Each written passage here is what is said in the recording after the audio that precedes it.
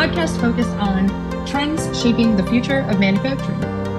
I'm Alexandria Burek, your host, here with A.W. Schultz, two thought leaders with a passion for people and manufacturing. Today and every episode, we are diving deep into the advancements, sustainable practices, and dynamic changes transforming how we produce everything. And now welcome Alexandria Burek and A.W. Schultz. Hello, everybody. Welcome to Factory of the Future with A.W. Schultz and myself, Alexandria Burek. Today, you can expect to learn about the underbelly of the ammunition manufacturing world. AW has lots of facts to share with us today. What we'll discuss are things like the hidden ties of the U.S. government to the ammunition manufacturing companies, how the U.S. manufacturing companies are preparing to meet an increased demand for this ammunition, and so much more. So, AW, why don't you open up here with this topic, given the ammunition rabbit hole you found yourself in over the last week? So take it away. Yeah, thanks, Alexandria. So a couple things, and when I did some research on this is what interesting part about it is that the U.S. government has been tasked to supply of lot to artilleries, particularly the 155 millimeter shell to Ukraine. And what was currently at one of the larger plants in Pennsylvania, they've been asked to increase production by 50%. So what was once 24,000 rounds a month, they're trying to boost it up to 36,000 rounds per month. And nationally, they're trying to get it up to 100,000 rounds per month. Now, the primary function is to cut the forges of this is a 2,000 pound steel bar that they forge into it. And for those watching on the video, you can see how it's being made.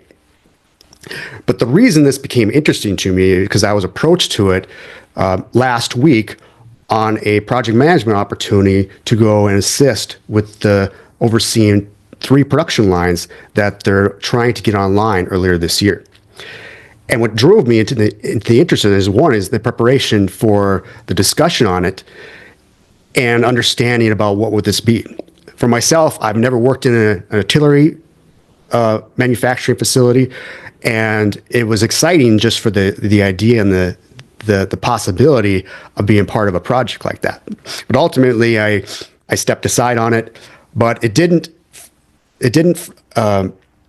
stop me from doing a little research on it, and I wanted to share that with you today. And I thought it was a great topic, as it's meeting just the not only national news but world news as Ukraine and Russia maintain their war.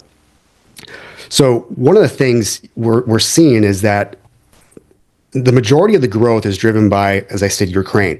They're sending about 3 million artillery rounds to Ukraine so far.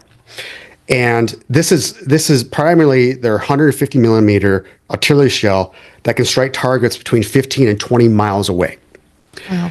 Depending on the shell, the firing system is used. The capabilities can be highly variable and can travel in very different distances. It's so big because it's meant to break through tanks and heavily armed crafts on that. So as it stands right now, Ukraine is using between 7,000 and 9,000 artilleries per month. And the use is invested. They're trying to take in this company is invest about $5.5 billion to increase productivity. And I'm going to pause you right there. We're on a roll with the statistics, but we need to have a little sidebar here. So the United States government is investing $5.5 billion in artillery and ammunition manufacturing in the United States to meet this demand. That's what we're talking about right here, right? Yes, in one type of shell. Wild. That is just wild. Okay, so last episode, or depending on when we put this out, because this might have to be bumped up, we talked a little bit recently individually, whether it's in sequence of this podcast or not, about the labor shortage. And one thing that I'm just trying to put my mind around here as we think about a $5.5 billion investment, which also I'm going to segue into the question mark behind that of, is it really an investment or is it a guaranteed revenue, buying revenue? So we'll ask that question second.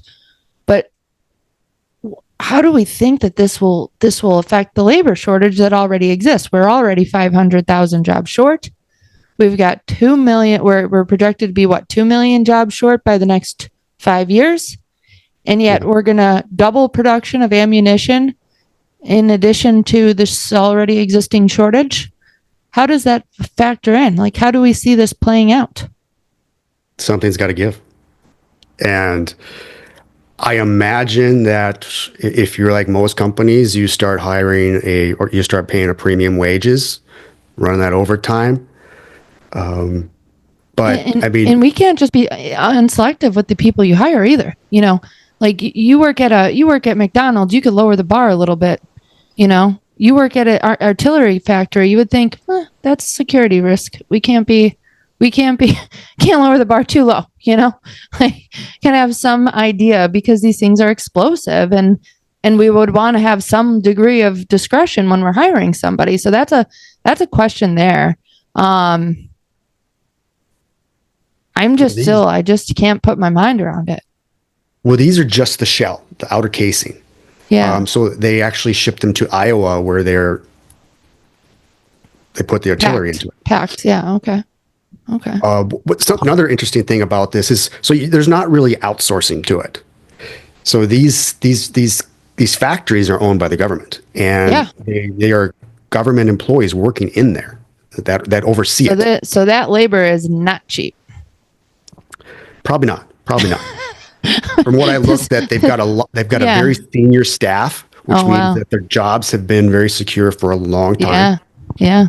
And as the U.S. is shipping a lot of these 150 millimeter artillery shells, they also have depleted their current stock. So they're trying to stock up again too, which is driving a lot of the demand for it. That seems like another risky position for the United States government. Like, if we are sending all of our stuff, our supply, that means we don't have what we need. And now we also don't have a labor force and necessarily raw materials, because I used to buy steel for a period of time, and I know how difficult that can be. Some of the steel we bought was actually for a government contract. And if ever that spec was, a shortage, we could trump basically all the other customers from that given steel supplier and say, listen, we have a U.S. government contract. We're buying this to fulfill U.S. government orders, and our order needs to come in front of anybody and everybody else that's not a U.S. government order. And that's just absolutely wild to me. Very unsettling in a certain way as well. Sorry to derail, but yeah. And I think we glossed over that for a second, but like, I didn't know governments could own businesses. Like, I didn't know the government could own a business. Did you? Not until I read this. Right. So like, I wonder how many Americans actually understand that there's probably multiple businesses. I would guess that they own technology firms, because God knows that the U.S. government is using advanced technology. They're using security, data and cybersecurity type things. How many businesses, I wonder, does the government actually own? I mean, not to go down really weird holes, but like, that is just baffling to me as well. And then I'm going to guess they're for profit, but like, that seems a little tangled, I'm just going to say. Yeah, in my research, I wasn't able to find that out. But to your point about the $5.5 billion, that is that includes multiple different types of military and artillery. But it also includes subcontractors' costs. So you think about, like you said, the raw materials, steel, bars, other things like that. So some of the data that I also grabbed up was within that $5.5 billion. That 150 millimeter artillery round, they've seen 178% increase. Wow. Propelling charges, 24%.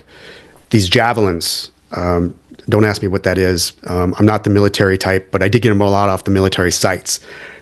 14, 15, 116% in the PAC-3 SE.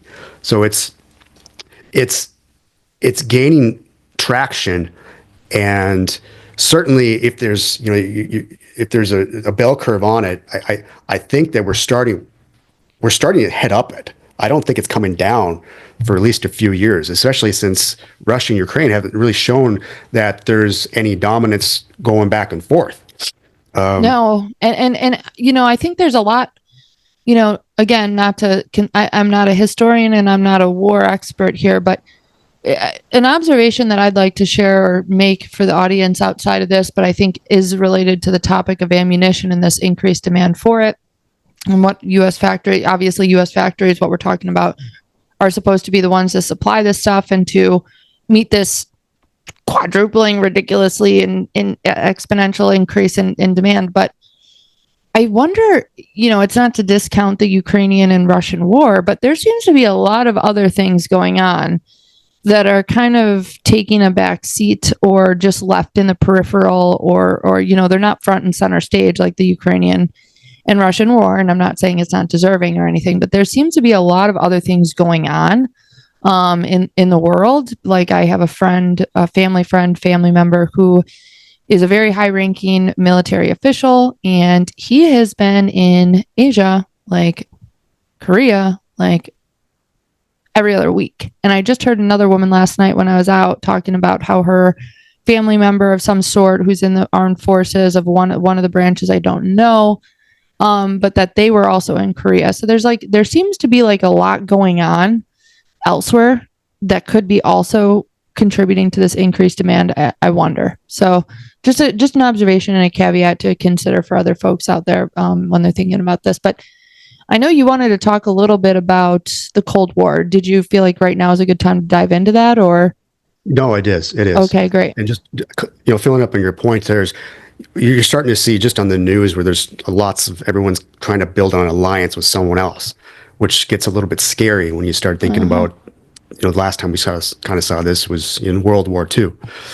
But in my research on this topic, I came to the question is like, okay, so this isn't the first time something like this has happened before. And the earliest one I can think of is when the Cold War occurred. And around 1991 was kind of the date that they saw is that when the Cold War started to end, we had all these factories and all these organizations, bulking up, building up all these inventories. And then all of a sudden, USSR collapses. So what happens to these industries, particularly in the US? And one of the things that happens, you start talking about the air defense. So, Lockheed merged with another company called Martin Martia in 1995, and they formed Lockheed Martin. Lockheed Martin, yeah. Still a big company. Yeah. Boeing acquired McDonnell Douglas, and other consolidations that also occurred. There was also diversification. Many companies divided. Can I ask a quick question? Sorry. On the note of consolidation, can we talk about just really quickly from your perspective and from maybe some things that you studied or learned throughout your career and you're just researching as you have? I don't think I have an opinion on whether consolidation or these mergers are a good or bad thing. I'm neutral because I don't think I know enough. So like, what is your take on it? And not just from maybe like the large corporate mentality or perspective, but like, what do you think that translates to the manufacturing community, to the workforce, to the workers?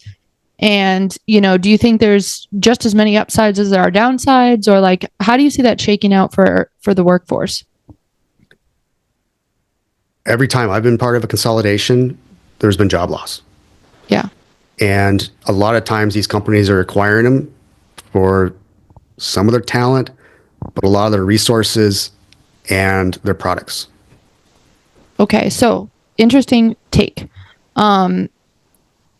Job loss from your point of view, because maybe the organizations that you've been a part of were the ones that had the loss? Yes. Okay. Yeah. Okay.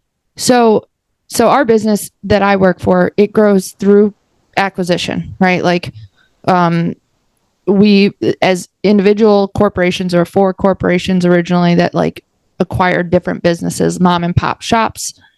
And while it would be ignorant of me to say that there weren't people who lost their jobs because where there was one accounting person per plant. Obviously, that shifted over time and changed to a more corporate structure. And then there became 1 or 2 accountants for 20 plants. So I'm not ignorant to that. I just want to make that clear. But I will say that like it also opens up doors that wouldn't otherwise, and growth opportunities that wouldn't otherwise, for the people that do have the talent and can manage to be seen by that, right? So like I'm a beneficiary of consolidation and a merger and acquisition because I was seen as talent enough to, you know, to grow and move up into, you know, the corporate structure, like leadership teams and etc. So I just want to make that point known as well, that like I think it's easy to see it as a negative when we talk about consolidation, but I also think it's a positive. I also think that some of the people that end up leaving either by choice or not, I feel like they honestly end up in better situations for themselves too, because usually the ones that don't work out for whatever reason are not really people who want to subscribe or see themselves a part of the long-term vision of the organization either. You know, a lot of the long-time people, Mauser's made up of, the company I work for is made up of two groups of workers. There's the lifers, people who started their career there and never left. And then there's the people who come and go every 2 to 3 years and slide in, they do great things, and then they exit stage left to go on to the next thing. And I wonder how many of the lifers, like in these Lockheed Martin and other things, like, you know, what is the ripple effect from those things? And I just didn't know if you had any interesting perspectives or takes on that. And I guess I more so had I wanted to talk about it. So sorry. What they have here, if you think of, so the Cold War occurs, so there's not as much demand anymore. So to think that there was more jobs being created it wouldn't be accurate. Yeah. So yeah. there was job loss. Yeah. But there was also acquisition of resources that occurred, and I think that's primarily one of the primary reasons. When I've been part of 2 acquisitions, and both of them where it was my entry level supervisor job,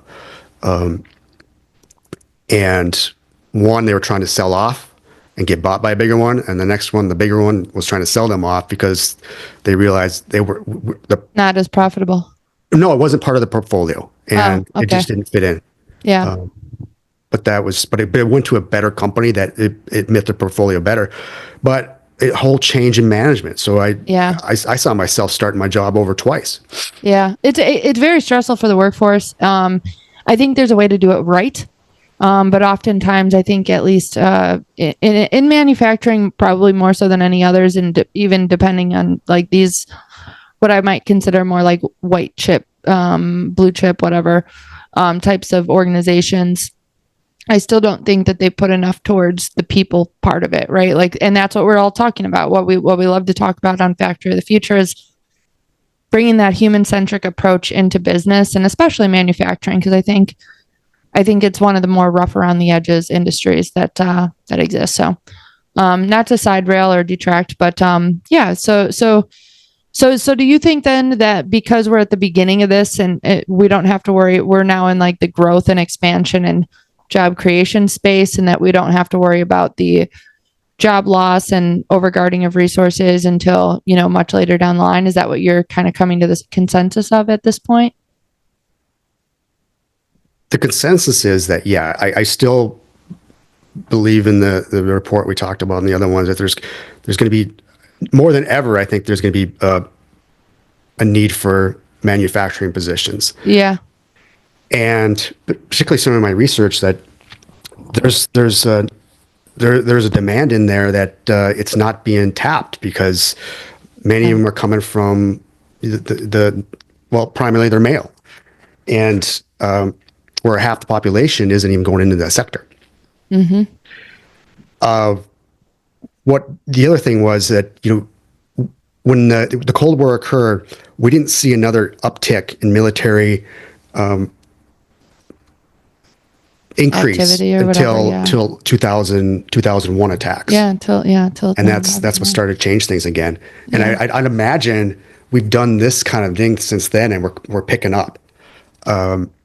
So scary or not, I'm not sure, but there's definitely a lot of attention to it.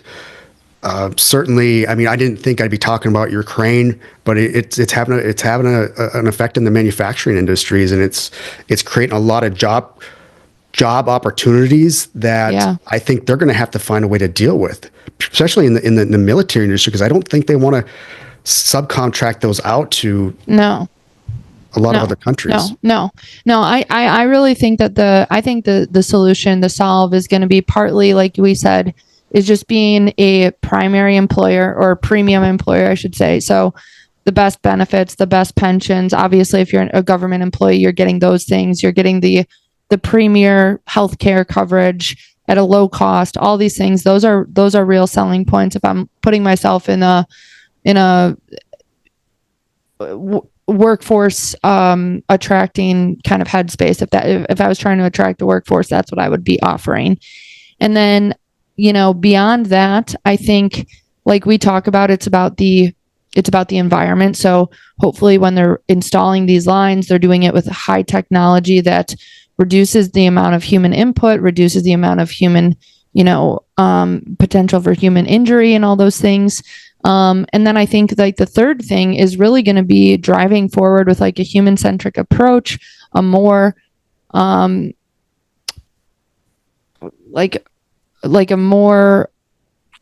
focusing a lot on camaraderie and not just like very rigid, very like strict manufacturing KPIs. I think kind of by building this whole complete best place to work, they'll probably be competitive. But I also think they absolutely need to invest in technology and really leverage as much automation, as much of that stuff as they can. I think we need, as a manufacturing superpower, to put as much possible into automation and robotics, because and it can't just be Elon Musk doing these things and other, few other players.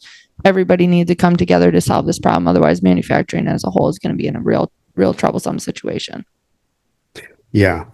A couple other data points I wanted to share is, if you think about the annual defense budget for 2024 was $886 billion. Now that's more than most economies, a country's economies. Research and development, to where you talk about robotics and cobalts and people working together, is not to say that this goes all into it, but they approximately put into about $145 billion. So it's an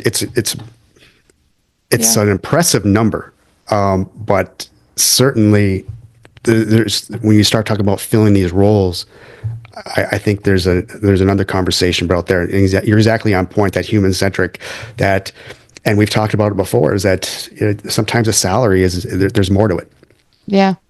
I mean, I think also, if I'm looking towards the future, the healthcare crisis is not a joke. That's also just probably equally up there with whatever we've got war-wise in the United States. And I think if you're offering not only good healthcare benefits, but I think now what companies need to be doing to be considered cutting edge or on the forefront here with that space is offering more homeopathic type, options. Like maybe, I keep hearing advertisements for Function Health where you could get screened for cancer, and it's like 100 different cancers that you could get screened for like $500. Like offering those types of benefits to employees could be a real easy way to put yourselves ahead. The organization I work for, their benefits package includes unlimited, not the organization I work for, meaning my W-2 employer, but one of my partner organizations. They offer a program that for almost no cost to the employee or the employer, the employee can get unlimited mental health counseling with like literal psychologists, all of that. They can get their prescriptions paid for free, delivered to their house, and they could get pre-screened for a handful of cancers and other types of things. So like, imagine if employers were offering those benefits. Now all of a sudden an employee has to think about giving up their free, therapy appointments or their children's free therapy appointments because they want to leave the job. Like there's a lot more tied to it than just a simple cut and dry salary and cost of living increase every year. So those are some of the other things to think about as well. Yeah, there's a lot to talk about. I think we haven't even tapped into healthcare services. No, honestly, we might have to get into that one day. But I feel like we've really run around the world here in terms of topics, in terms of ideas and concepts, all relating back to the manufacturing world. And my only hope and prayer is that we don't have to use this ammunition that we're bulking up on, and that it's somehow through some beautiful super solution, it just resolves itself. As my grandma would say, I hope it sorts itself out. So I'm hoping it sorts itself out somehow. So with that, AW, are you thinking we're clocking out of here? Yeah, we've been all the way from Ukraine to the Cold War and back again, and healthcare. So good episode, and we are clocking out here like finished goods. Yeah. Goodbye, everyone. Bye. This is Factory of the Future, and we are out of here like finished goods. Stay tuned for our next episode of Factory of the Future, where we're exploring groundbreaking techniques and behaviors that are reshaping industrial landscapes. Don't forget to subscribe and leave us a review and help others discover the cutting-edge insights transforming manufacturing as we know it.